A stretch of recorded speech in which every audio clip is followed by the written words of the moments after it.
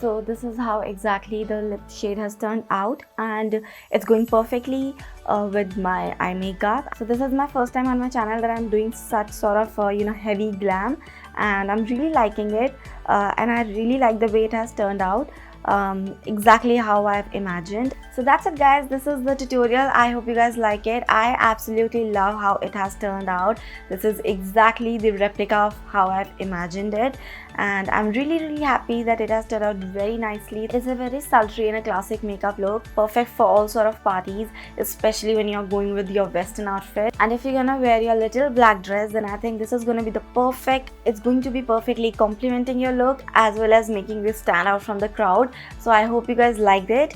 If so, then definitely give a thumbs up to my video. Also make sure you subscribe to my channel, and if you have any feedback or if you want me to try a certain kind of makeup look or any other thing, then definitely leave that in the comment section below. I will see you in the another video. Don't forget to subscribe